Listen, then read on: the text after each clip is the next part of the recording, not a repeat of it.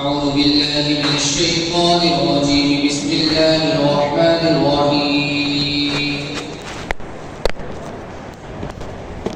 وإذ قالت الملائكة يا مريم إن الله اصطفاك وطهرك واصطفاك على نساء العالمين يا مريم اقنتي لربك واسجدي واركعي مع الراكعين ذلك من أنباء الغيب نوحيه إليك وما كنت لديهم إذ يلقون أقلامهم أيهم يكفل مريم وما كنت لديهم إذ يختصمون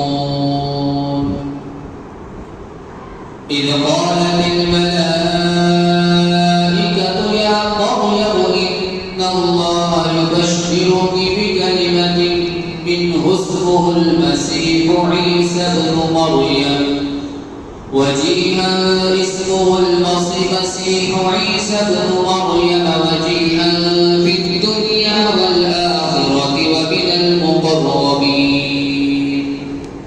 ويكلم الناس في المهد وكهلا ومن الصالحين قالت رب أنى يكون لي ولد ولم يمسسني بشر قال كذلك الله يخلق ما يشاء إذا قضى أمرا فإنما يقول له كن فيكون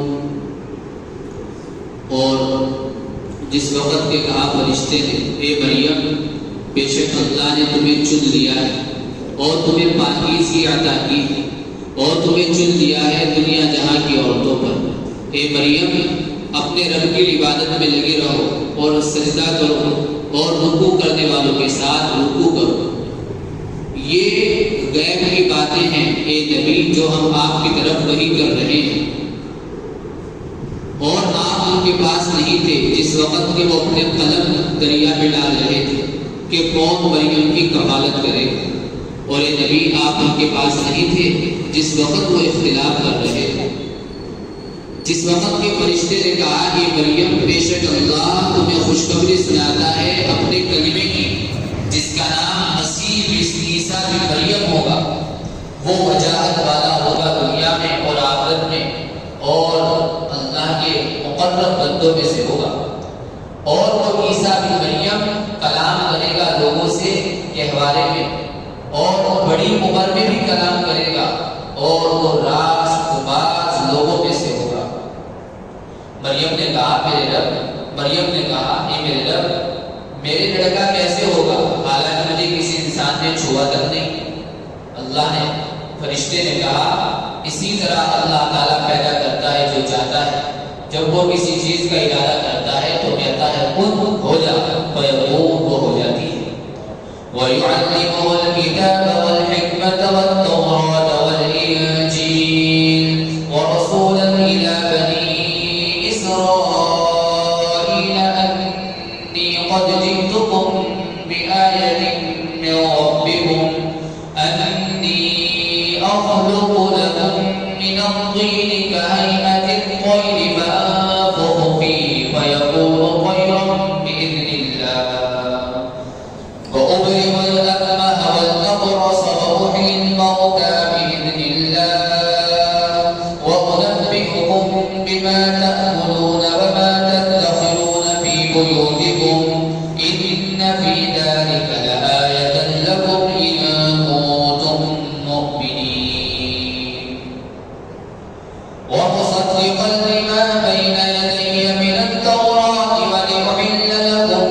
بَعْضَ الَّذِي حُرِّمَ عَلَيْكُمْ وَجِئْتُكُم بِآيَةٍ مِّن رَّبِّكُمْ فَاتَّقُوا اللَّهَ وَأَطِيعُونِ إِنَّ اللَّهَ رَبِّي وَرَبُّكُمْ فَاعْبُدُوهُ هَٰذَا صِرَاطٌ مُّسْتَقِيمٌ اور وہ سکھلائے ان کو سکھلائے گا لکھنا اور حکمت کی بات اور تورات اور انجیل، اور اللہ ان کو بھیجے گا رسول بنا کر بنی اسرائیل کی طرف، جو لوگوں سے کہے گا کہ میں تمہارے پاس تمہارے رب کی طرف سے نشانی لے کر آیا ہوں، اور وہ نشانی یہ ہے کہ میں بنا دیتا ہوں تمہارے لیے کانے سے پرندے جیسی صورت، پھر میں اس میں پھونک مارتا ہوں تو وہ اللہ کے حکم سے پرندہ بن جاتا ہے، اور میں ٹھیک کر دیتا ہوں آجزاد اندھے کو، کوڑی کو، اور میں زندہ کر دیتا ہوں مردوں کو اللہ کے حکم سے، اور میں بتا دیتا ہوں تمہیں وہ چیز جو تم کھاتے ہو اور جو تم جمع کرتے ہو ذخیرے کے طور پر اپنے گھروں میں، بے شک اس میں نشانی ہے تمہارے لیے اگر تم ایمان والے ہو۔ اور اللہ تعالیٰ انہیں بھیجے گا تصدیق کرنے والا بنا کر اس کتاب کی، اس تورات کی جو ان سے پہلے تھی، اور اس لیے بھیجا گیا ہوں تاکہ حلال کروں تمہارے لیے بعض وہ چیزیں جو تم پر حرام کر دی گئی تھی، اور میں لایا ہوں تمہارے پاس تمہارے رب کی طرف سے نشانی، بس اللہ سے ڈرو اور میرا کہا مانو، بے شک اللہ میرا رب ہے اور تمہارا رب ہے، یہی سیدھا راستہ ہے کہ اس کی عبادت کرو۔ یہ سورہ آل عمران کا ترجمہ اور تفسیر چل رہی ہے۔ سورہ آل عمران کا نام سورہ آل عمران کس وجہ سے ہو گیا حضرات کو معلوم ہو ہی گیا، کیونکہ اللہ تعالیٰ نے ان آیتوں کے اندر اور اس سورت کے اندر حضرت مریم کے والد جن کا نام عمران تھا ان کا تذکرہ فرمایا ہے، اس وجہ سے اس سورت کا نام سورہ آل عمران، اور یہ تذکرہ پہلے آ چکا تھا پچھلے ہفتے کہ اللہ تبارک و تعالیٰ نے جب عیسیٰ علیہ السلام کو پیدا کرنا چاہا تو حضرت مریم جو حضرت عیسیٰ علیہ السلام کی والدہ تھی، حضرت مریم کی والدہ جن کا نام حنہ تھا، انہوں نے نظر مانی تھی کہ اگر میرے یہاں بچہ پیدا ہوا تو میں اس کو بیت المقدس کے لیے وقف کر دوں، چنانچہ ان کے یہاں بجائے لڑکا پیدا ہونے کے لڑکی پیدا ہو، حضرت مریم پیدا ہو، انہوں نے اس بچی کا نام مریم رکھا، اور نام رکھنے کے بعد اللہ سے کہا کہ اللہ لڑکی تو وہ کام نہیں کر سکتی بیت المقدس کے لیے جو لڑکا کر سکتا ہے، اور میرے یہاں لڑکی پیدا ہوئی ہے، اب میں اس کو وہاں لے کے جانے ہوں بیت المقدس، چنانچہ وہاں آپ لے کر گئی حضرت مریم کی والدہ جن کا نام حنہ تھا۔ وہاں جانے کے بعد جو بیت المقدس کی حفاظت کیا کرتے تھے، وہاں امامت کیا کرتے تھے، وہاں کی حفاظت کیا کرتے تھے، جھاڑو وغیرہ لگایا کرتے تھے، صفائی کا دھیان رکھا کرتے تھے، نگرانی کیا کرتے تھے، سب طرح کے لوگ بیت المقدس میں تھے۔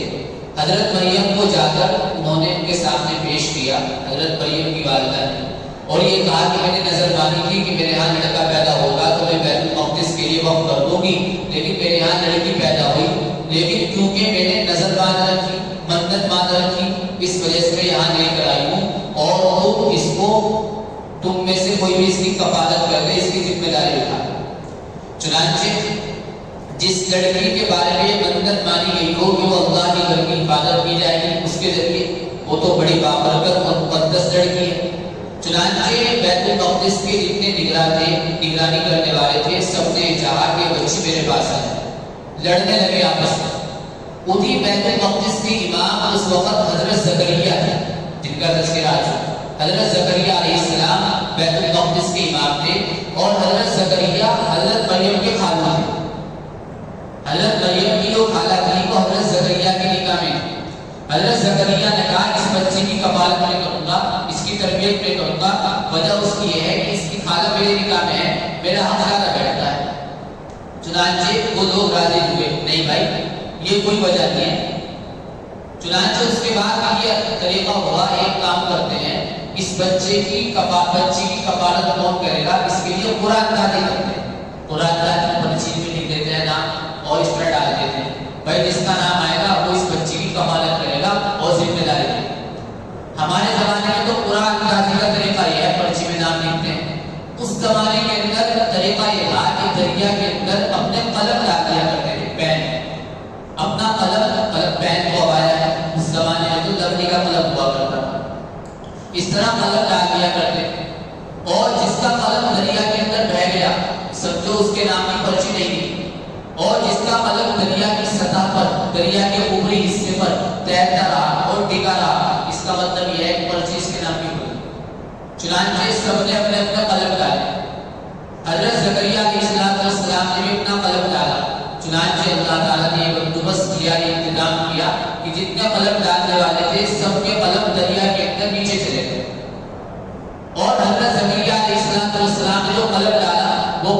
دریا کی سطح پر اس کے اوپری حصے پر اس طرح تیرنے لگا، وہ دریا کے اوپر باقی رہا۔ چنانچہ یہ طے پایا اس بچے کی کفالت کو کریں، حضرت زکریا علیہ السلام کریں گے۔ اس طریقے سے حضرت مریم حضرت زکریا کی کفالت میں آئی، ان کی تربیت میں آئی، ان کی آغوش میں آئی۔ چنانچہ یہ تو واقعہ ہو گیا حضرت مریم کی حضرت زکریا کی ذمہ داری میں آنا۔ اب اللہ تعالیٰ نے یہ تو پیدا ہو گئی حضرت مریم، اس کے بعد جب یہ بڑی ہو گئی، بڑی ہونے کے بعد اللہ تبارک و تعالیٰ نے باقاعدہ ان کے پاس ایک فرشتہ بھیجا جو تمام نبیوں کے پاس آیا کرتا ہے، جن کا نام کیا ہے؟ حضرت جبرائیل علیہ السلام۔ لیکن آتے تو وہ تمام نبیوں کے پاس ہیں، ان کے پاس کیا ہے؟ لیکن یہ نبی نہیں ہے، حضرت مریم نبی نہیں ہے، اللہ کی برگزیدہ اور بہت نیک بنتی ہے، لیکن یہ نبی نہیں ہے۔ وجہ اس کی یہ ہے کہ اللہ تبارک و تعالیٰ نے پورے جتنے بھی انبیاء بھیجے ہیں 1,24,000، ان میں سے کبھی بھی اللہ تعالیٰ نے کسی عورت کو نبی بنا کر نہیں بھیجا۔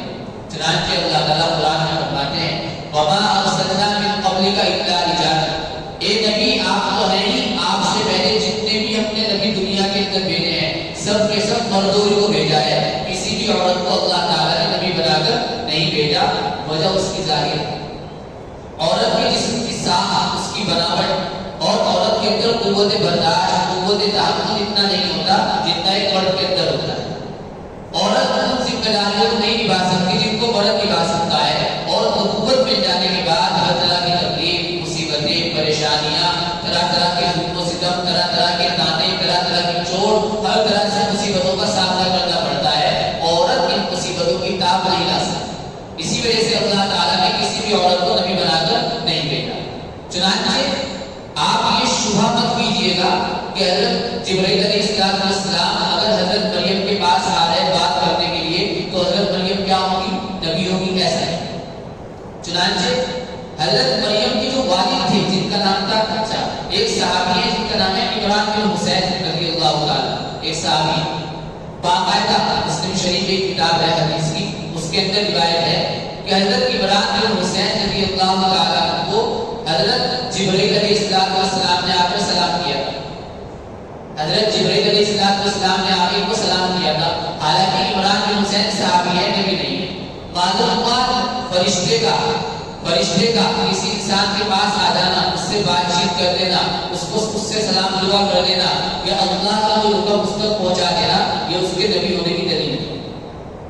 سمجھیے تو بات حضرت مریم کے بعد فرشتے آئے اور حضرت جبرائیل علیہ السلام، اور آ کر کیا کہا؟ قرآن کی زبان میں سنیے، وَإِذْ قَالَتِ الْمَلَائِكَةُ، ملائکہ اس میں آتے فرشتے، اور جس وقت کے فرشتے آئے جبرائیل یا مریم اور کہا اے مریم ان اللہ اصطفاک، اللہ نے تجھے چن لیا ہے۔ کس سے کہا جا رہا؟ حضرت مریم سے۔ کون کہلوا رہا؟ اللہ تعالیٰ۔ کس کے ذریعے کہلوا رہا؟ حضرت جبرائیل کے ذریعے۔ اللہ نے تمہیں چن لیا ہے، کیا مطلب چن لینے کا؟ آیتوں کی تفسیر، آیتوں کے ساتھ تفسیر سنتے چلنا، یعنی جو تمہاری والدہ نے تمہارے بارے میں نظر مانی تھی کہ میں اس کو بیت المقدس کے لیے وقف کروں گی، اللہ نے تمہاری والدہ کی نظر کو قبول کر لیا۔ وَطَهَّرَكِ، تمہیں پاکیزگی عطا کی۔ چنانچہ حضرت مریم تمام بری عادتوں سے، تمام برے اخلاق سے، تمام غلط چیزوں سے کوسوں دور تھی۔ چنانچہ ان کے بعد وسوسہ تک بھی نہیں آیا کرتا تھا کسی غلط چیز کا، کسی گندی چیز کا۔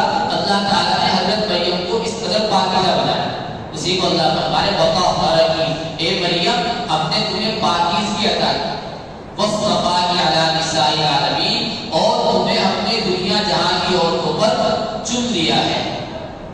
چنانچہ اللہ کے نبی صلی اللہ علیہ وسلم کا ارشاد ہے، مردوں کے اندر تو کامل اور اعلیٰ ترین بہت سارے لوگ ہوئے، لیکن عورتوں کے اندر صرف 4 عورتیں ایسی ہیں جو کامل اور مکمل اور اللہ تبارک و تعالیٰ کی بڑی برگزیدہ عورتیں ہوئی، وہ 4 ہیں۔ ان میں سے ایک نام اس کا آتا ہے حضرت مریم بنت عمران۔ اللہ تعالیٰ نے ان کو مقام اور مرتبہ عطا فرمایا تھا جو کسی مرد کو بھی نصیب نہیں ہوتا۔ ایک نمبر حضرت خدیجہ، آپ صلی اللہ علیہ وسلم کی پہلی بیوی حضرت خدیجہ۔ نمبر 3 حضرت فاطمہ، آپ علیہ السلام کی بیٹی۔ نمبر 4 حضرت عائشہ۔ یہ 4 عورتیں وہ ہیں جن کو اللہ تعالیٰ نے دنیا جہاں مردوں کے اندر تو ایک سے ایک کامل ہوا، ایک سے ایک جنید بغدادی ہوا، اور ایک سے ایک شبلی ہوئے مردوں کے اندر، ایک سے ایک صحابی ہوئے، لیکن عورتوں کے اندر عام طور سے وہ بات نہیں ہوتی جو مردوں کے اندر ہوتی ہے، سوائے ان 4 عورتوں کے کہ ان کو اللہ تعالیٰ نے وہ فوقیت اور بڑائی عطا فرمائی جو مردوں کو بھی نصیب نہیں۔ چنانچہ ایک بات یہ ہے، دوسری بات اللہ نے فرمائی یا مریم، اے مریم اقنتی لربی، اپنے رب کی عبادت میں لگی رہے۔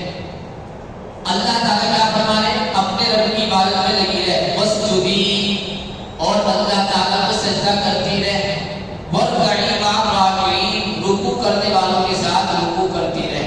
اب سمجھ کے چلنا، حضرت مریم بڑی ہو گئی، بڑی ہونے کے بعد بیت المقدس فلسطین کے اندر جو ہے بیت المقدس، اس کے اندر ایک کمرہ تھا، حضرت زکریا نے وہ کمرہ خاص کر دیا حضرت مریم کے لیے کہ آپ یہیں بیٹھا کریں گی، عبادت کیا کریں گی، یہی نماز پڑھا کریں گی، جب جماعت کی نماز ہوا کرے گی آپ جماعت کے ساتھ نماز کی ہی پڑھا کریں گی۔ چنانچہ آپ وہاں نماز پڑھا کرتی تھی حضرت مریم۔ اب اللہ یہ فرما رہے کہ اے مریم تم رکوع بھی کرو اور سجدہ بھی کرو۔ وجہ اس کی کیا ہے؟ اچھا اس سے بات اور معلوم ہوئی کہ حضرت مریم کہاں نماز پڑھا کرتی تھی؟ مسجد کے اندر نماز پڑھا کرتی، اور حالانکہ اب عورتوں کا مسجد میں آنا منع ہے، مکروہ تحریمی ہے عورتوں کا مسجد میں آنا۔ مکروہ 2 طرح کا ہوتا ہے، ایک تو ہوتا ہے مکروہ تحریمی، ایک ہوتا ہے مکروہ تنزیہی۔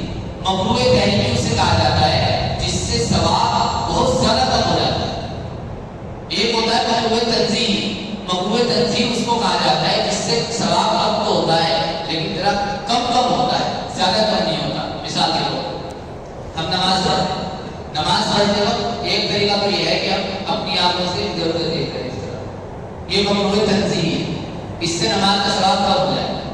اور ایک یہ ہے کہ ہم نماز پڑھ رہے ہیں اور گردن ادھر ادھر، کس طرح گردن ہلا اس سے نماز تو نہیں توڑتی، البتہ ایسا کرنا مکروہ تحریمی ہے، یعنی اس سے نماز کا ثواب آدھے سے بھی کم ہو جاتا ہے۔ تو مکروہ 2 طرح کا ہوتا ہے، ایک مکروہ تحریمی، ایک مکروہ تنزیہی۔ عورتوں کا مسجد میں آ کے نماز پڑھنا مکروہ تحریمی ہے۔ اب سنیے آپ، لیکن اس سے تو معلوم ہو رہا ہے کہ حضرت مریم نماز مسجد کے اندر پڑھا کرتی تھی، تو اس سے آپ مواد میں نہ جانا، وجہ اس کی یہ ہے حضرت مریم کے لیے باقاعدہ وہاں الگ کمرہ تھا، وہیں آپ نماز پڑھا کرتی تھی مسجد کے اندر۔ اب عورتوں کے لیے مسجد میں آنا مکروہ تحریمی ہے، یعنی منع ہے۔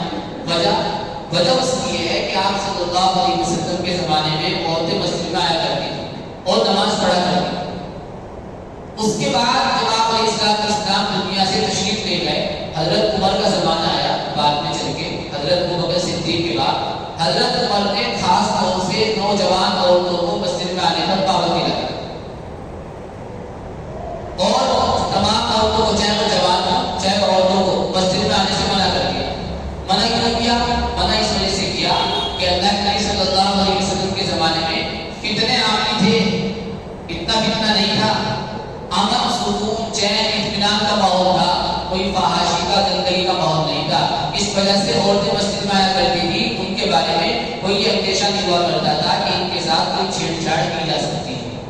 تو حضرت عمر نے کہا کہ دیکھو بھائی، اللہ کے نبی کا زمانہ چلا گیا، خیر دھیرے دھیرے ختم ہوتی جا رہی، اب زمانہ ہے فتنوں کا، لہٰذا اب عورتیں مسجد میں نہ آنا۔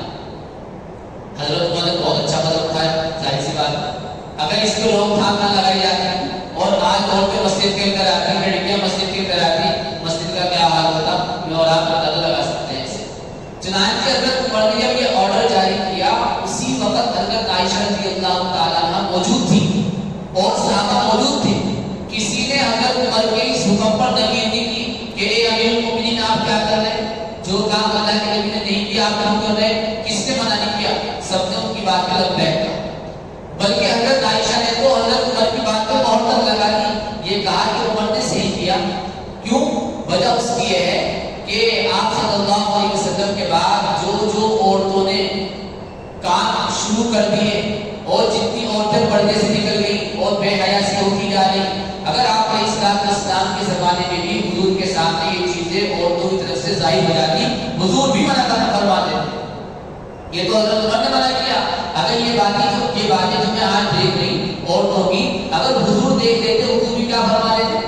منع فرما دیتے. تو عمر نے جو کیا وہ بالکل صحیح.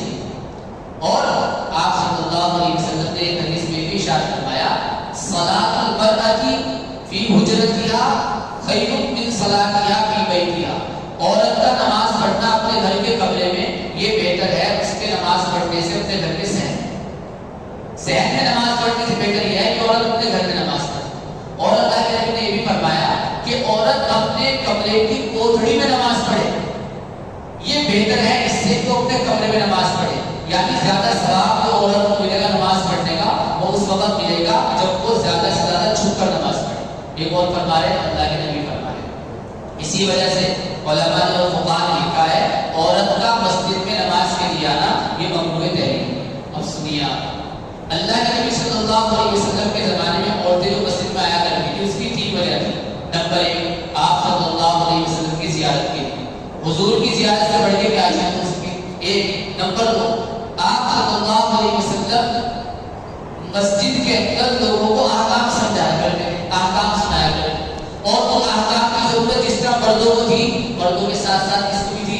عورتوں کو بھی تھی. اس وجہ سے عورتیں مسجد کے اندر آیا کرتی تھی. نمبر 3 مسجد نبوی کے اندر اور بیت اللہ کے اندر نماز پڑھنے کا ثواب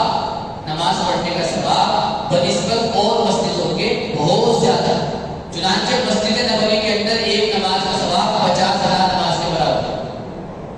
اور بیت اللہ کے اندر نماز پڑھنے کا ثواب ایک نماز پڑھنے کا ثواب 1,00,000 نماز کے برابر ہے. تو اس وجہ سے عورتیں آیا کرتی تھی تاکہ وہ فضیلت اور وہ آفر جو اللہ نے ان مسجدوں کے اندر رکھا ہے اس کو بھی حاصل کرے. لیکن یہی وجہ ہے یہ ساری چیزیں آپ صلی اللہ علیہ وسلم کے زمانے میں تھی اور آپ علیہ السلام کے ہوتے ہوئے فتنوں کا اندیشہ نہیں تھا. یہی وجہ ہے کہ مدینے کے اندر مسجد نبوی کے علاوہ بھی 9 مسجدیں تھیں لیکن ان 9 مسجدوں کے اندر کوئی بھی عورت نماز پڑھنے نہیں جایا کرتی تھی. ساری کی ساری مسجد نبوی کے اندر ہی آیا کرتی تھی. وجہ تھی نمبر 1 حضور کی زیارت, نمبر 2 حضور سے احکام سیکھنا اور نمبر 3 آپ علیہ السلام کی مسجد کے اندر نماز پڑھنے کی فضیلت حاصل کرنا. ان 3 وجہ سے آیا کرتے. لیکن جو حالات بدل جاتے ہیں احکام بھی بدل جاتے ہیں. جب حضرت عمر نے دیکھا کہ وہاں کا انتہائی نازل ہو چکا اب عورتوں کا مسجد میں آنا مناسب نہیں ہے, اسی وجہ سے حضرت عمر نے اس پہ قدرت لگا دی, بندش لگا دی اور آج تک عورتوں کے مسجد میں آنے کو ممنوع تحریم لکھا ہے اور یہ بہت اچھا ہوا. یہی وجہ ہے کہ مسجد نبوی کے اندر بیت اللہ میں آج اجازت ہے عورتیں نماز پڑھتی ہیں. وجہ اس کی ہے کہ وہ ایک مقدس جگہ ہے, بابرکت جگہ ہے. وہاں کی فضیلت سے عورتوں کو بھی محروم نہیں رکھا گیا کہ تم وہاں جا کے نماز پڑھ سکتی ہو. لیکن آپ مساجد کے اندر عورتوں کا مسجد میں آنا ممنوع ہے. تو آپ یہ شبہ نہ کریں کوئی کہ حضرت مریم کو بیت المقدس کے اندر نماز پڑھا کرتی تھی پھر عورتوں کو کیوں منع کیا گیا؟ تو اس کا جواب میں نے آپ سے عرض کر دیا کہ حضرت مریم کے واسطے باقاعدہ ایک جگہ متعین تھی اور ان کے خاتون ان کی تربیت کیا کرتے تھے, ان کا دھیان رکھا کرتے. اب اگر عورتیں آ جائیں گی کون ان کا دھیان رکھے گا؟ کون ان کا دھیان رکھے گا؟ اس وجہ سے فقہاء نے اور حضرت عمر رضی اللہ تعالیٰ نے اس کو مقبول لکھا ہے, اس کو منع لکھا ہے, منع فرمایا ہے. بارہ یہی وجہ قبرستان کی ہے. قبرستان کے اندر بھی عورتوں کا جانا مناسب نہیں. وجہ اس کی فقہاء نے بیان کی ہے اگر عورتیں قبرستان جائیں گی نمبر 1 قبر کو دیکھ کے گھبرا جائے. جب دیکھیں گی قبر اتنی سی ہوتی ہے اور اس کے اندر باقاعدہ انسان کو لٹا دیا جاتا ہے, اس کے اوپر پھٹے لگا دیے جاتے ہیں, اس کے اوپر بوری لگا دی جاتی ہے, اس کے اوپر دونوں پٹی ڈال دی جاتی ہے. عورتوں کا دل ذرا ہلکا ہوتا ہے, کہیں ایسا نہ ہو وہ کسی صدمے میں چلی جائیں اور ان کو کوئی صدمہ ہو جائے. ایک وجہ تو ہے. اور دوسری وجہ یہ ہے اگر عورت قبرستان میں جانے لگی, عام طور سے قبرستان میں سنسان ہوتا ہے, تنہائی ہوتی ہے, تو فتنے کا اندیشہ. اسی وجہ سے عورتوں کا بغیر اپنے محرم کے قبرستان میں جانا مکروہ تحریم ہے, نہ جانا چاہیے.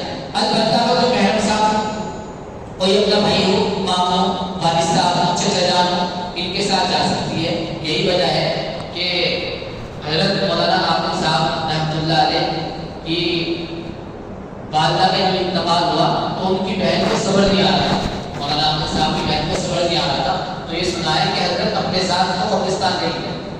تو محرم کے ساتھ عورت قبرستان جا سکتی ہے. وجہ اس کی ہے کہ آدمی کو اپنے مردے کی اور اپنے میت کی قبر دیکھ کے ذرا سکون مل جاتا ہے. اسے معلوم ہو جاتا ہے کہ ہاں میرے والد کی, میری والدہ کی آخری آرامگاہ یہ ہے, ذرا اسے سکون مل جاتا ہے. تو بہرحال یہ درمیان میں مسئلہ آ گیا تھا کہ عورت کا مسجد میں جانے کا کیا حکم ہے. تو عورت کا مسجد میں آنا، جماعت سے نماز پڑھنا یہ مکروہ تحریمی ہے. بلکہ فقہاء نے یہاں تک لکھا ہے کہ اگر عورت مسجد میں آ کے نماز پڑھے گی اس کا ثواب کم ملے گا، اپنے گھر میں نماز پڑھے گی اس کا ثواب اس کو زیادہ ملے گا. اچھا دوسری بات یہ اللہ نے حضرت مریم سے کہا کہ اے مریم سجدہ بھی کرو اور رکوع کرنے والوں کے ساتھ رکوع بھی کرو.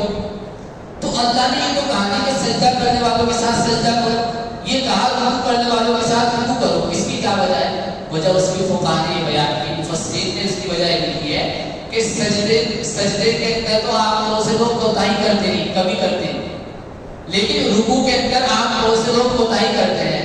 کوتاہی کیسی؟ رکوع کے اندر جتنا جھکنا چاہیے عام طور سے اکثر لوگ یا آدھے لوگ اس طرح جھکتے ہیں. کوئی ہلکا سا جھک جائے گا اس طرح، نہ سختی سے اپنے گھٹنوں کو پکڑنا، نہ بالکل کمر کو سیدھی کرنا. حالانکہ رکوع کا حکم یہ ہے کہ رکوع اس طرح کرنا چاہیے کہ کمر اور سر بالکل سیدھا ہو جانا چاہیے اس طرح. اب بہت سے لوگ رکوع اس طرح کرتے ہیں کہ سر جھک جا رہا کمر یوں اٹھ رہی، بہت سے سر کو اٹھا دیتے ہیں کمر کو جھکا دیتے ہیں.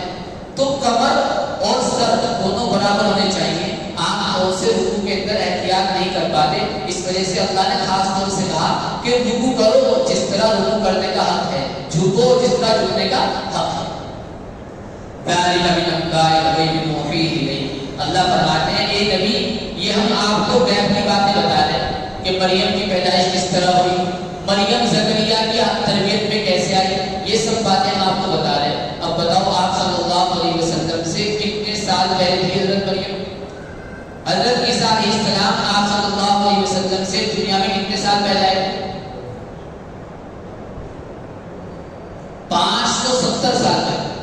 570 سال پہلے حضرت عیسیٰ علیہ السلام دنیا کے اندر آئے. اس وقت حضور موجود تھے، آپ صلی اللہ علیہ وسلم اس وقت موجود تھے. ارے بتاؤ بھائی موجود تھے کیا؟ موجود تو نہیں تھے. اور آپ صلی اللہ علیہ وسلم حضرت عیسیٰ کی پیدائش کا بھی قصہ بتا رہے، حضرت مریم کی پیدائش کا قصہ بھی بتا رہے، حضرت مریم کے بیت المقدس میں نماز پڑھنے کا قصہ بھی بتا رہے. آپ اس وقت موجود نہیں تھے. ایک نمبر 2 ایسا بھی نہیں ہے کہ آپ صلی اللہ علیہ وسلم نے یہودیوں کی کتاب کے اندر ان قصوں کو پڑھ لیا ہو. کیوں؟ وجہ اس کی ہے کہ آپ صلی اللہ علیہ وسلم امی تھے، آپ پڑھنا جانتے نہیں تھے، تو آپ کیسے پڑھ لیں؟ تو نہ تو آپ پڑھنا جانتے تھے، نہ آپ کے یہودیوں سے اور عیسائیوں سے تعلقات تھے جو آپ وہاں سے پوچھ رہے تھے، نہ آپ اس وقت موجود تھے. اس کے باوجود آپ ساری باتیں بتا رہے ہیں. اس کا مطلب یہ ہے کہ آپ کو بتانے والا کون ہے؟ اللہ تعالیٰ ہے. اور اللہ تعالیٰ جس کو بتاتا ہے وہ کون ہوتا ہے؟ نبی ہوتا ہے. لہٰذا اس واقعے سے معلوم ہوا عیسیٰ علیہ السلام کے اور حضرت مریم کے واقعے سے آپ صلی اللہ علیہ وسلم کی نبوت اور آپ کا نبی ہونا بھی ثابت ہوتا ہے کہ جو شخصیت جو ذات اس وقت موجود نہیں تھی اس وقت کا سارا قصہ بالکل ٹھیک بیان ہے. اسی کو اللہ فرما رہے اے نبی یہ غیب کی باتیں ہیں جو آپ کو بتا رہے ہیں، اور آپ اس وقت موجود نہیں تھے جس وقت وہ لوگ مریم کو اپنی تربیت میں لینے کے واسطے دریا کے اندر کیا ڈال رہے تھے؟ قلم ڈال رہے تھے. حضور تو موجود نہیں تھے. وما كنت لديهم إذ يختصمون. اے نبی آپ اس وقت موجود نہیں تھے جس وقت وہ مریم کو اپنی تربیت میں لینے کے واسطے آپس میں جھگڑ رہے تھے. وہ کہہ رہا تھا دوں گا، وہ کہہ رہا تھا دوں گا، وہ کہہ رہا تھا دوں گا.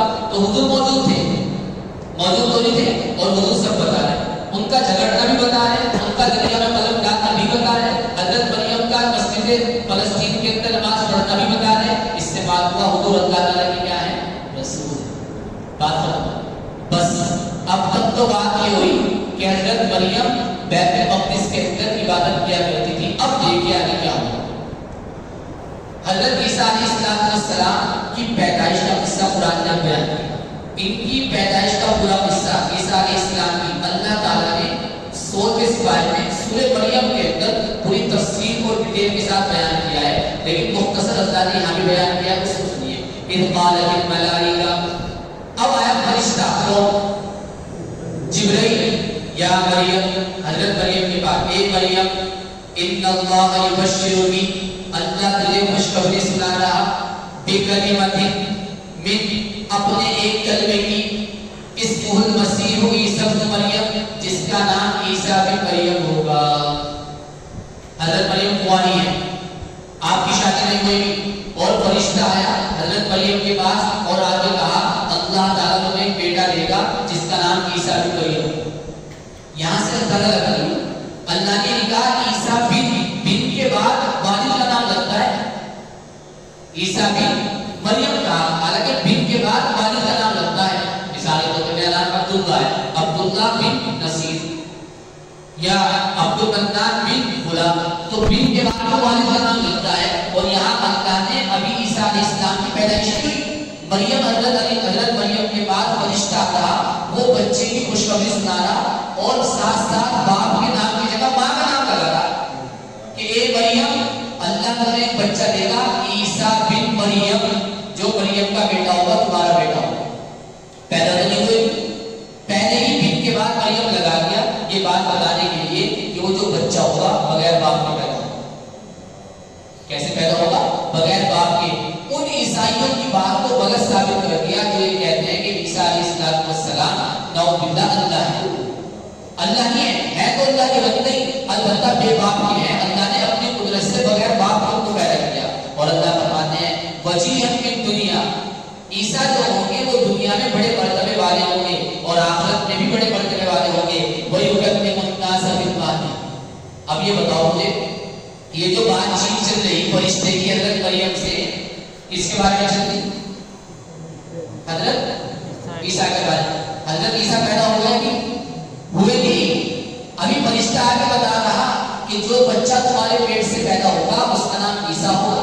دنیا میں بھی اس کا ایک مرتبہ ہوگا, آخرت میں بھی اس کا ایک مرتبہ ہوگا, اور وہ بچہ ایسا ہوگا. وَيُكَلِّمُ النَّاسَ بِالْمَهْدِ. اور جو بچہ تمہارے پیٹ سے پیدا ہوگا یہ مریم, وہ اپنے بچپنے میں تمہاری گود میں باتیں کرے گا. بچپنے کی حالانکہ بچہ پیدا ہوتا ہے بات کرتا ہے, بچہ تو روتا ہے, لیکن فرشتہ کیا کہا جو بچہ تمہارے پیٹ سے پیدا ہوگا اس کی شان اور خوبی یہ ہوگی کہ وہ تمہاری گود کے اندر پیدا ہونے کے بعد بات کرے گا.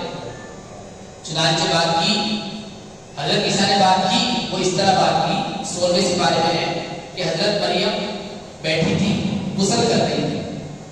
غسل جب کر کے فارغ ہوئی, جب باہر آئی غسل خانے سے, ایک دم فرشتہ آ گیا جبرائیل, اور یہ ساری گفتگو جو آپ نے سنی کہ یہ مریم تمہارے پیٹ سے بچہ پیدا ہوگا, اس کا نام عیسیٰ ہوگا, دنیا آخرت میں بڑے مرتبے والا ہوگا, فلا فلا فلا اس کی صفت ہوگی, یہ ساری باتیں اس وقت کی جبرائیل نے جب حضرت مریم کیا کر گئے تھی, غسل کر گئے. اور لکھا ہے مفسرین نے حضرت مریم جو یہ غسل کر کے آئی تھی, یہ وہ والا غسل کر کے آئی تھی, وہ ماہواری سے پاک ہوئی. ان کو حیض آیا تھا, پیریڈ آئے تھے, ماہواری آیا تھا, اور اس سے وہ پاک ہوئی تھی. پاک ہونے کے بعد فوراً فرشتے کو غسل کیا. غسل کے بعد جب آ گئی دیکھا گیا فرشتے نے آ کے ساری باتیں کی. اس سے بات نہیں ہوئی, چلیے کیا بات چھوڑا. تو یہ ساری بات جب کہنے کے بعد حضرت مریم سے کہا کہ جو بچہ تمہارے پیٹ میں ہے اور تمہارے پیٹ سے پیدا ہوگا وہ بچپن میں بھی باتیں کرے گا. چنانچہ حضرت مریم نے کہا کہ میرے بچہ کیسے ہوگا, مجھے تو آج تک کسی انسان نے چھوا بھی نہیں. ظاہر سی بات ہے بچہ تو جب پیدا ہوتا ہے جب شور ہوتا ہے, جو کوئی چھوٹا ہے, نہ تو میرا نکاح ہوا ہے اور مطلب آپ کو بھتیجا یا بچہ پیدا ہونے کی صورت یہ ہے کہ خدا نہ خاصہ کوئی عورت فاحشہ ہو, بازاری عورت کو بدکار ہو, اور خدا نہ خاصہ میں ایسی عورت نہیں ہوں, میں بدکار نہیں ہوں, میں فاحشہ نہیں ہوں, میرے بچہ کیسے ہو سکے. فرشتے نے کہا اللہ کا حکم ہے اور تمہارے بچہ اسی طرح ہوگا. چنانچہ حضرت جبرائیل آئے, اللہ کے حکم سے حضرت مریم کے گریبان میں اس طرح پھونک مارا. حضرت جبرائیل نے حضرت مریم کے گریبان میں اس طرح پھونک ماری, جیسے ہی پھونک ماری اللہ کے حکم سے حضرت مریم کے پیٹ میں حمل ٹھہر گیا. جب حمل ٹھہر گیا, حمل ٹھہرنے کے بعد جب تھوڑی مدت گزری تو آپ گھر جاتے ہوئے شرما رہی کہ اگر اپنے گھر گئی اور جب لوگ دیکھیں گے میں حمل سے ہوں یا میرے بچہ پیدا ہو گیا, اور تو مجھے تانا دے گی, مرد مجھے تانا دے گی, گاؤں بندہ تیرے بچہ کہاں سے لے کے آئی. بڑی پریشان ہوں, اور یہ بڑی پریشان ہوئی. ظاہر سی بات ہے وہ پاک دامن عورت ہوتی ہے, شریف گھرانے کی ہوتی ہے, خدا نہ خاصہ اس کے بغیر شوہر کے اگر بچہ ہو جائے وہ تو پریشان ہو جائے گی, یہ میرے ساتھ کیا ہوگا.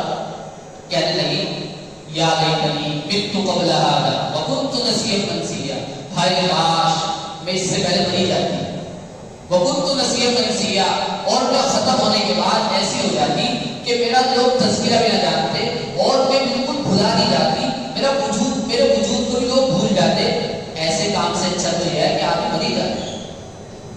اس قدر پریشان تھا.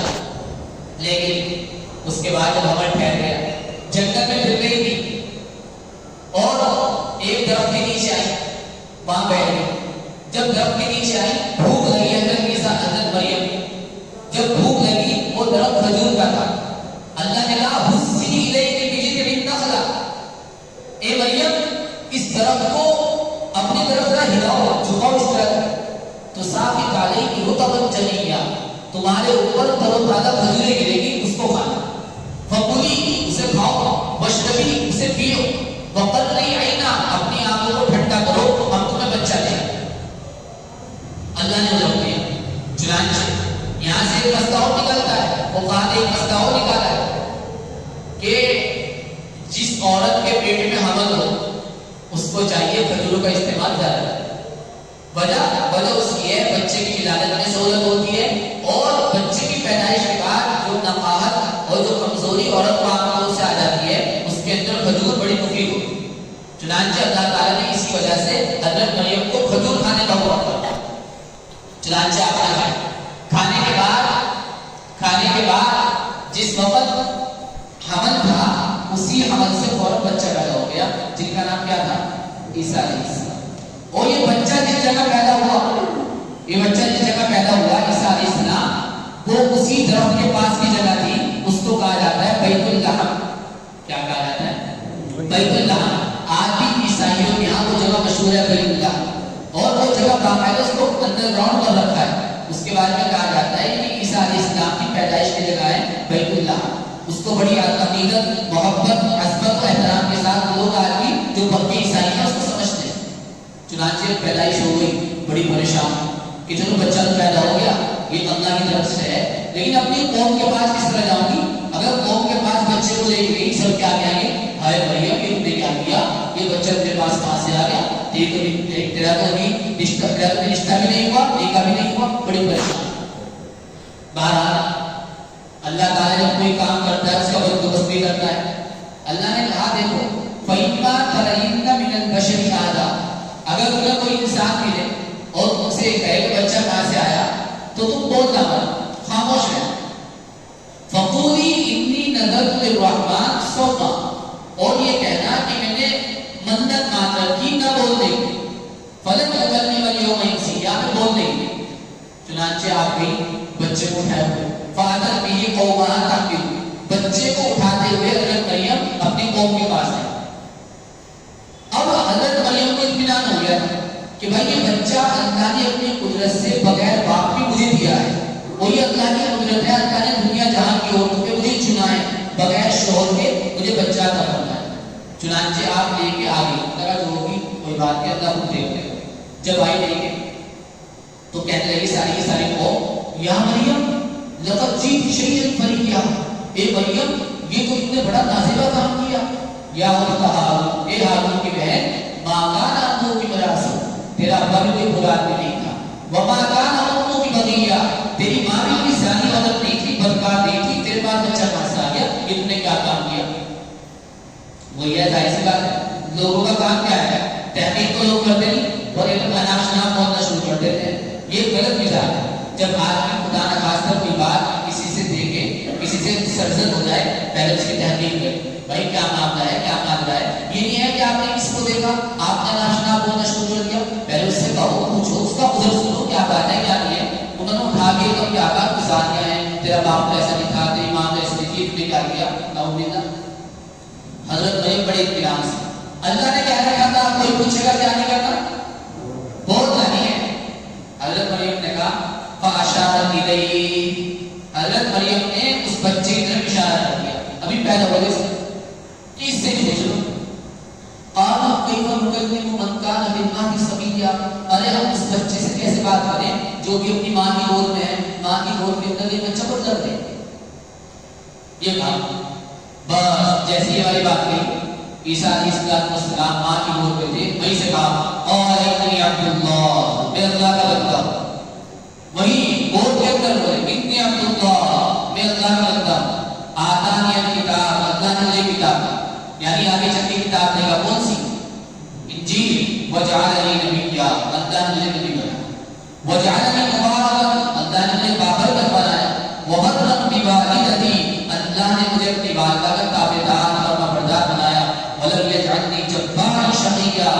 اللہ نے مجھے بدبخت سخت مزاج ایسا نہیں بنایا.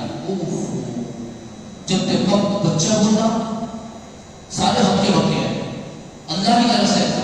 ظاہر سی بات ہے جب عیسیٰ علیہ السلام نے یہ کلام کیا حضرت مریم علیہ السلام کی پاکیزگی تمام لوگوں کے سامنے ظاہر ہو گئی. بھائی یہ کوئی عام بچہ نہیں ہے اور مریم نے کوئی غلط کام نہیں کیا, یہ اللہ ہی کی طرف سے ہے, ورنہ بچہ گود کے اندر ماں کی کیوں بولا کرتا ہے. اس طرح حضرت مریم رضی اللہ تعالیٰ عنہ سے لوگوں کو جو شبہات شکایت تھی وہ ساری اللہ تعالیٰ نے دور کر دی اور اس طریقے سے حضرت عیسیٰ علیہ السلام دنیا کے اندر تشریف لائے. اسی کو اللہ فرما رہے ہیں اے مریم, جبرائیل کے ذریعے کہہ رہا ہے اے مریم جو بچہ تیرے پیٹ سے پیدا ہوگا وَيُكَلِّمُ النَّاسَ فِي الْمَهْدِ, وہ گہوارے کے اندر بات کرے گا. اسے کہتے ہیں گہوارہ, گود میں بات کرے. ایک کئی بچے ہیں جنہوں نے گود کے اندر بات کی ہے. اللہ کے نبی صلی اللہ علیہ وسلم نے فرمایا 2 بچے اور ہیں جنہوں نے ماں کی گود کے اندر کلام کیا ہے. ایک تو حضرت عیسیٰ ہو گئے, دوسرے ایک اور ہیں. ایک شخص کا بنو اسرائیل میں جریج نامی عابد ہے. جریج جیم را یا جی, جریج نام, یہ عابد تھا. عابد کہا جاتا ہے اس آدمی کو جو اللہ کی عبادت گزار ہوتا ہے, اسے عابد کہتے ہیں. یہ بڑا عبادت گزار تھا. جریج کی ایک والدہ تھی, اس کی والدہ نے جریج کو پکارا اے جریج میرے پاس آ. جریج نماز پڑھ رہے تھے, بڑے عبادت گزار تھے. اب جریج سوچنے لگے کہ یار نماز پڑھ کے والدہ کے پاس آؤں یا نماز پڑھتا ہوں. یہ روایت بخاری میں ہے, کوئی ایسے نہیں کہ کوئی قصہ کہانی ہے, بخاری کے نیچے ہے. چنانچہ جریج نماز پڑھتے رہے. ماں نے دوبارہ بھی آواز دی جریج یہاں آؤ. جریج بھی اپنا نماز پڑھتے رہے, دوبارہ بھی آواز دی, لیکن جریج نماز ہی پڑھتے رہے. انہوں نے کیا کیا, نماز کو چھوڑا نہیں اور ماں کی بات سنی نہیں, نماز ہی پڑھتے رہے. ماں باپ کی دعا کا معاملہ ایسا ہو کہ ان کی جو دعا ہوتی ہے وہ بھی فوراً لگتی ہے, اور خدا نخواستہ ان کا اگر دل دکھ جاتا ہے اور دعا بھی نہیں ایک دم لگتی ہے. چنانچہ اس بات میں واقع آتا ہے ایک صحابی کا انتقال, ایک شخص کا انتقال ہونے لگا. آپ صلی اللہ علیہ وسلم ان کے پاس ہے, ان کو کہا کلمہ پڑھو. کلمہ پڑھیں گے آتا, کلمہ پڑھو, کلمہ پڑھیں گے آتا. تو آپ نے پوچھا بھائی کوئی خیریت دیا, کوئی خاص بات ہے, ان کی والدہ ناراض ہو گئی ہے ان سے کہ ہاں انہوں نے اپنی والدہ کا دل دکھا رکھا. اللہ کے نبی نے کہا فوراً اپنی والدہ کو بلاؤ, ان کی والدہ کی ناراضگی کی وجہ سے اللہ نے زبان سے کلمہ ہی روک دیا. چنانچہ ان کی والدہ کو بلایا, حضور نے ان کو سمجھایا کیا تم یہ چاہتی ہو کہ تمہارا بیٹا آگ میں جلے؟ کہ نہ یا رسول اللہ میں نہیں چاہتی. اگر نہیں چاہتی فوراً معاف کرو, اگر اسی حالت میں دنیا سے گیا تو آگ میں جلے. چنانچہ ان کی والدہ کو معاف کیا. جب ان کی زبان پہ کلمہ جاری ہوا تو ان کا انتقال. تو ماں کی دعا بد دعا تیر کی طرح لگتی ہے. اسی وجہ سے آپ لوگ اپنے ماں باپ کی دعائیں نہیں چاہیے, ان کی بد دعاؤں سے بچنا چاہیے. بہرحال تو ماں نے کہہ دیا جریج کی, جا جریج تو اس وقت تک مرے گا جب تک تو کسی فاحشہ اور بازاری عورت کا گناہ دے دے. تابعی بیچارے پریشان ہو کہ تو اس وقت تک مرے گا جب تک تو کسی فاحشہ اور بدکار عورت کا گناہ دے دے. چنانچہ ایسا ہوگا. دیکھو اللہ تعالیٰ جب عزت دیتا ہے تو ایسے نظام بنا دے, اور جب اللہ ذلت دیتا ہے نا, جب اللہ ذلت دیتا ہے گھر بیٹھے بیٹھے اس کا کرا دیتا ہے, گھر بیٹھے بیٹھے اس کا کرا دے. چنانچہ جریج کے پیچھے ایک عورت لگ گئی اور اس نے بہکانا چاہا جریج کو. جریج اس کے بہکاوے میں آئے, اللہ والے آدمی تھے, عبادت گزار. اس کے بعد ایک چرواہا تھا, بخاری کی روایت حدیث میں ہے, اللہ کے نبی نے فرمایا ایک چرواہا تھا, اس نے ایک عورت سے زنا کیا. زنا کرنے کے بعد اس عورت کے بچہ پیدا ہوا. جب بچہ پیدا ہوا تو لوگوں نے پوچھا بچہ کس کا, تیری تو شادی نہیں ہوئی. اس نے کہا یہ بچہ جریج کا ہے. یہ بچہ کس کا ہے, جریج کا. حالانکہ جریج جس نے بیچارے نے کچھ قتل کیا ہی نہیں, وہ زنا کس نے کیا, چرواہے نے کیا. جب پوچھا بچہ کس کا ہے, جریج کا ہے. لوگ تو بزرگ سمجھا کرتے تھے جریج کو, ان کی خانقاہ تھی. لوگ آئے ڈٹ رہے, ہمارے ہوتی ہے لڑتے گئے, لوگ آئے ڈٹ رہے اور لے جا کے ان کا جتنا خانقاہ تھی سب کو توڑنا شروع کر دیا. مٹی کی تھی ساری ختم کر دی اور کہا کہ اب تم نہیں بچنے ہمارے ہاتھ سے.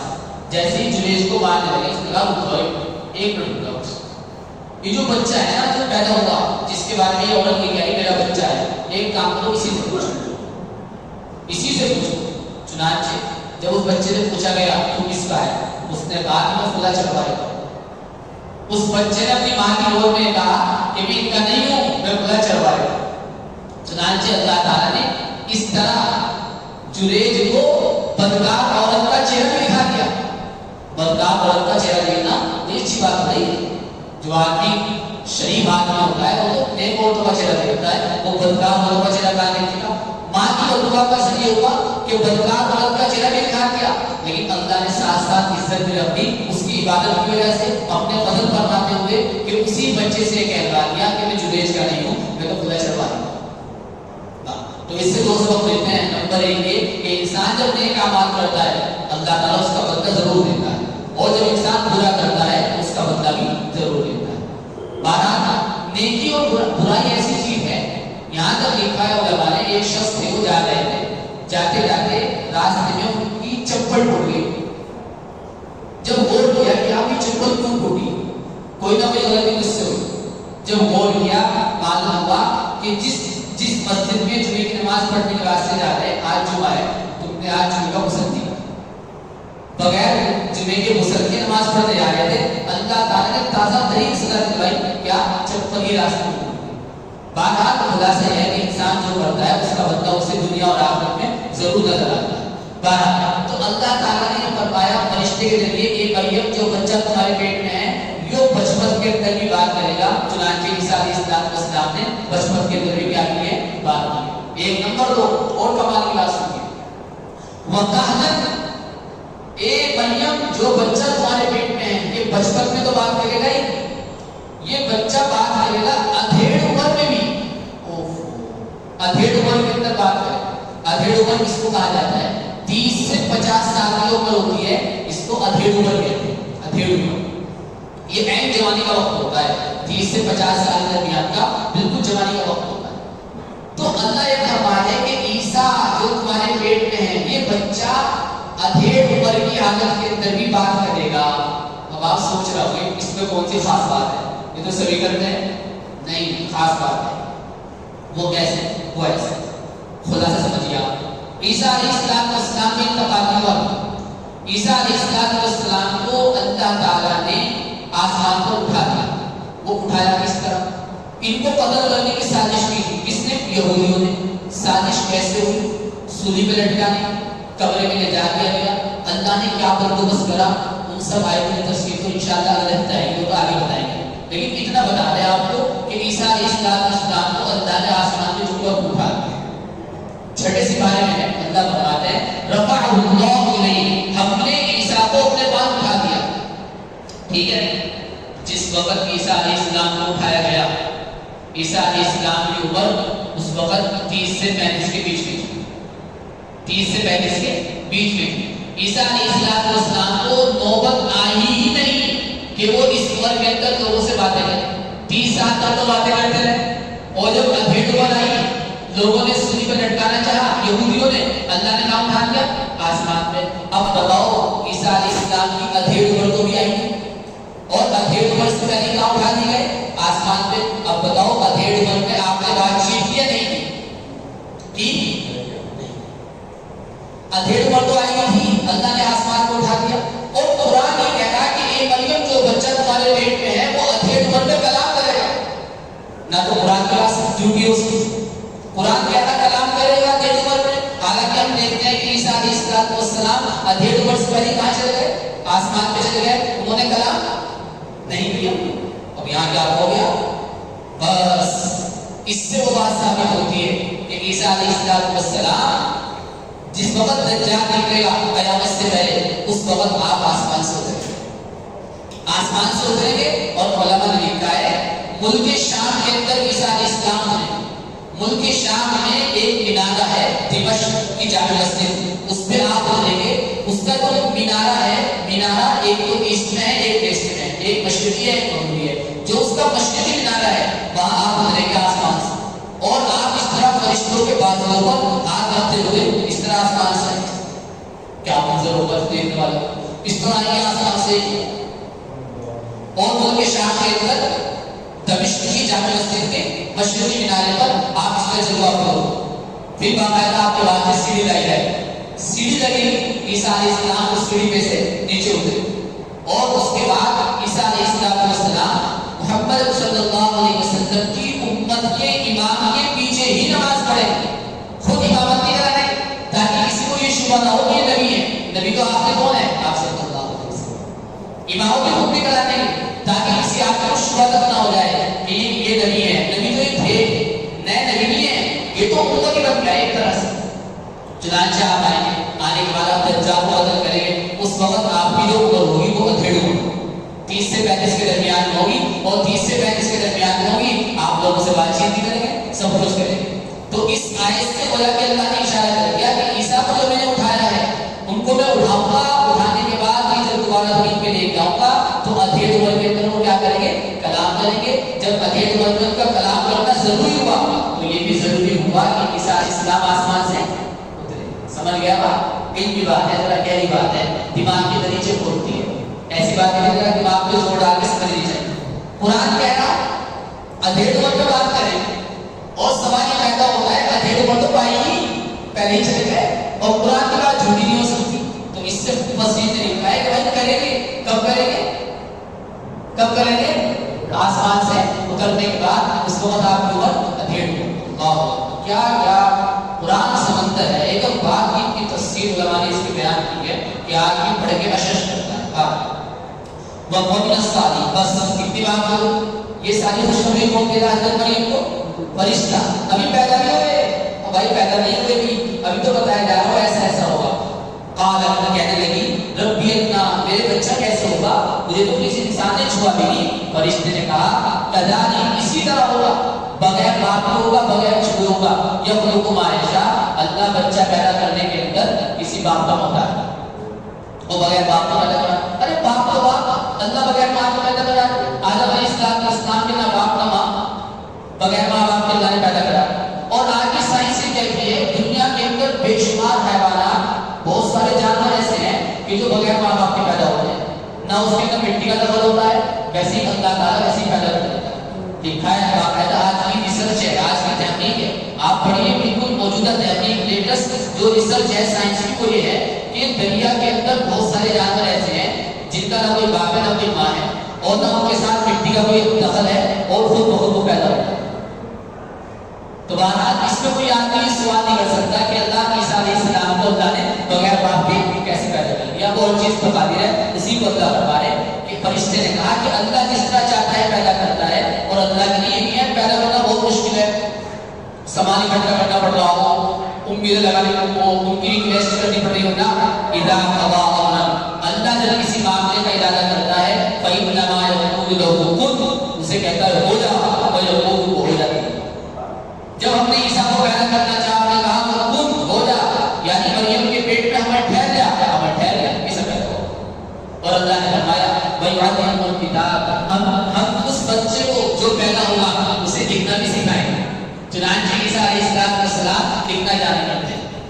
معلوم ہوا لکھنا بھی ایک شرافت اور عزت کی چیز ہے، جبھی تو اللہ نے اس کو نعمتوں میں شمار کیا۔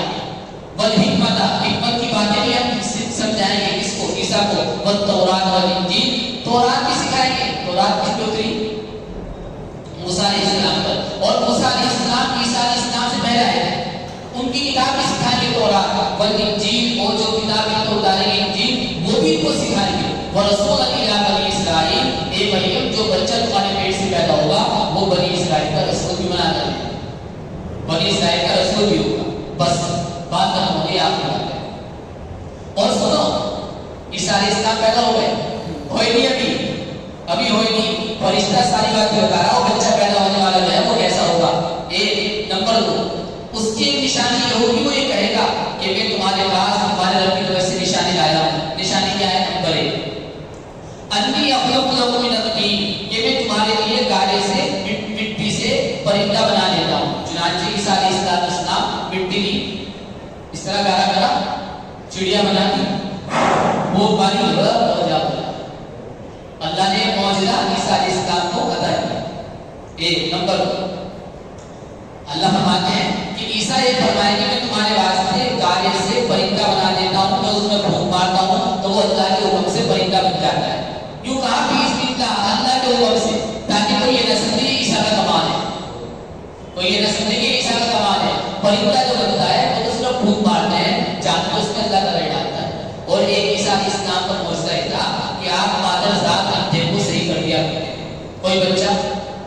اپنی ماں کی گود میں اندھا پیدا ہو، ماں کی گود میں اندھا پیدا ہو، اس کا کوئی علاج نہیں، اس کا کوئی علاج نہیں ہے۔ اگر کوئی ماں کے پیٹ سے اندھا پیدا ہو، اس کا کوئی علاج نہیں ہے۔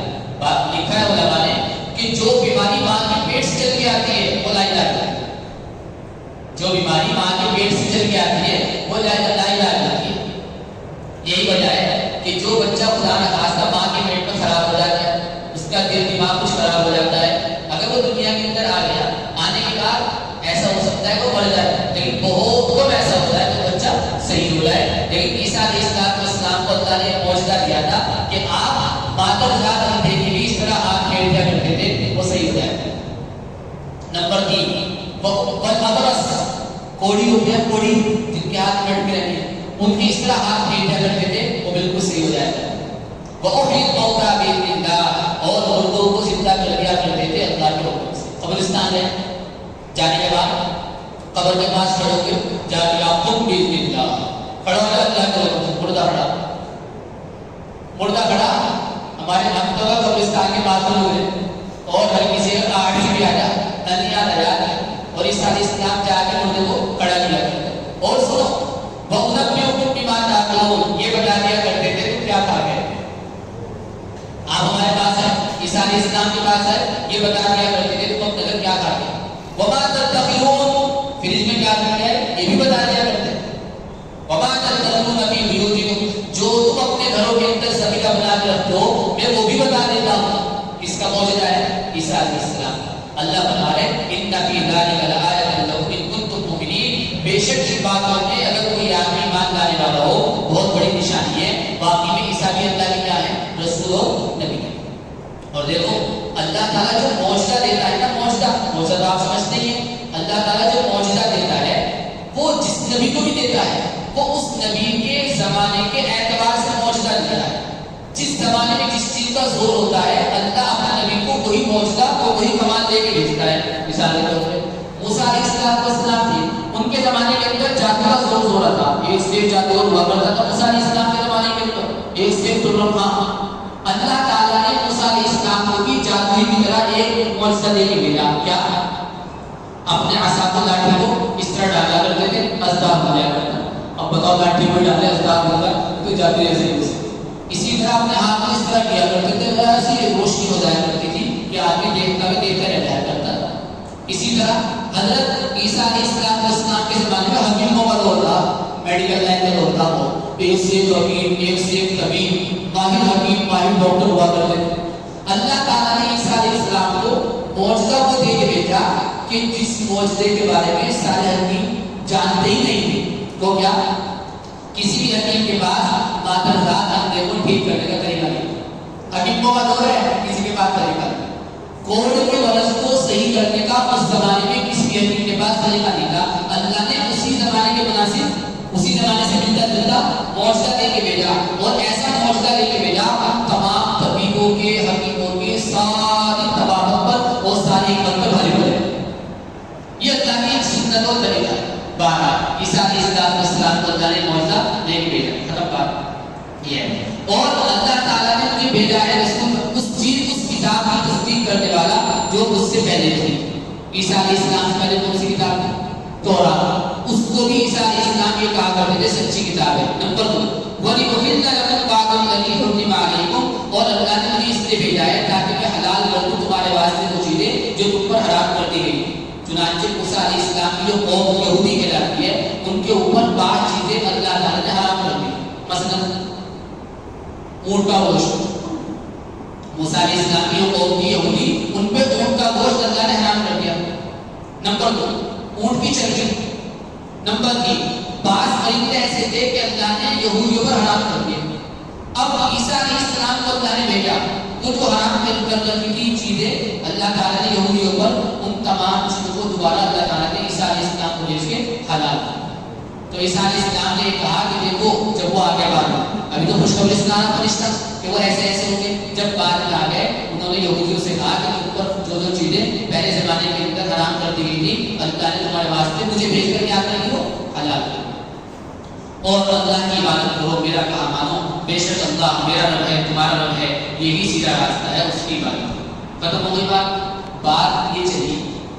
کہ عیسیٰ علیہ السلام کی پیدائش اس طرح ہوئی. یہ بات میں نے آپ سے عرض کر دی کہ سب سے پہلے حضرت مریم کی والدہ نے نظر مانی تھی لڑکے کی، پیدا کیا ہوئی؟ لڑکی. اور اس لڑکی سے کون پیدا ہوئے؟ حضرت عیسیٰ علیہ السلام. بغیر باپ کے اللہ تعالیٰ نے ان کو پیدا فرمایا. اور دوسری بات میں نے آپ سے بیان کی کہ حضرت مریم نبی نہیں تھی بلکہ اللہ کی برگزیدہ اور ایک نیک عورت تھی. اور اسی طرح اس سے ایک بات اور معلوم ہوئی کہ اللہ تبارک و تعالیٰ نے 3 بچوں سے 55 کے اندر کلام کرایا ہے. 55 کے اندر وہ بولے ہیں. نمبر 1 عیسیٰ علیہ السلام، اور نمبر 2 جراحی کے اوپر جو تہمت لگی تھی اس تہمت سے ان کو بری کرنے والا بھی کون تھا؟ ایک بچہ تھا. ایک بچہ ہو رہا ہے، اس کا ذکر اگر کرنے کی بات لمبی ہو جائے گی تو چھوڑ رہے ہیں. نمبر 3 تیسری بات ہماری سبق سے بھی معلوم ہوئی کہ آپ صلی اللہ علیہ وسلم سچے نبی ہیں کہ آپ عیسیٰ علیہ السلام کی پیدائش کا واقعہ بھی بیان کر رہے ہیں، حضرت مریم کی پیدائش کا واقعہ بھی بیان کر رہے ہیں، حالانکہ آپ اس وقت موجود نہیں تھے. چوتھی بات اس سے معلوم ہوئی الصلاۃ سلم العروج الی الملکوت، کہ نماز اللہ تک پہنچنے کا بہترین ذریعہ ہے. دیکھو اللہ نے حضرت مریم کو بھی جب بیت المقدس کے اندر وہ ٹھہری کیا کہا؟ یا مریم، اے مریم اقنتی لربک، اپنے رب کی عبادت میں لگی، واسجدی، سجدہ کر، وارکعی مع الراکعین، رکوع کرنے والوں کے ساتھ رکوع کیا کر. اس سے معلوم ہوا کہ نماز اللہ تک پہنچنے کا ایک سینہ ہے اور ایک سیڑھی ہے. اور نمبر 3 تیسری بات ایک معلوم ہوئی کہ جب آپس میں اختلاف ہو جائے اس اختلاف سے نمٹنے کا طریقہ کیا ہے؟ قرآن کا پرچی ڈالنا کہتے ہیں، قرآن کا ذکر. وہ کیا پہلو، وہ کیا پہلو، وہ کیا پہلو، وہ کیا پہلو، ایک کام کرو پرچی ڈال دو جس کے استعمال کی وہ. نمبر 3 تیسری بات نمبر 4 چوتھی بات یہ معلوم ہوئی کہ حضرت مریم کوئی معمولی عورت نہیں، کتنی بڑی مقدس اور کتنی اللہ تعالیٰ نے ان کو مقام و مرتبہ دیا ہے کہ اللہ تعالیٰ نے حضرت جبرائیل سے کلام کرا ہے اور اپنی ایک قدرت دکھانے کے لیے کہ میں بغیر باپ کے بچہ پیدا کرنے پر قادر ہوں. اللہ نے کسی اور عورت کو نہیں چنا، کس کو چنا؟ حضرت مریم کو چنا. ارے کچھ خاصیت تو ہوگی تبھی تو چنا. معلوم ہوا حضرت مریم بڑی اللہ تعالیٰ کے یہاں مقدس اور بابرکت ہے. اسی طرح ایک بات یہ معلوم ہوئی کہ غیب کا علم سوائے اللہ تعالیٰ کے کسی کو نہیں. چنانچہ آپ صلی اللہ علیہ وسلم کو حضرت مریم کا حضرت عیسیٰ کا اس سے معلوم تھا. معلوم تھا کس نے بتایا؟ اللہ نے بتایا. معلوم ہوا نبی کو بھی غیب کا علم نہیں ہوتا، غیب کا وہی علم ہوتا ہے جو اللہ تعالیٰ کیا کر دیتا ہے؟ بتا دیتا ہے. اور اسی سے ایک بات بھی معلوم ہوئی کہ اللہ تعالیٰ ہر نبی کو جو معجزہ دیتا ہے وہ اس زمانے کے حساب سے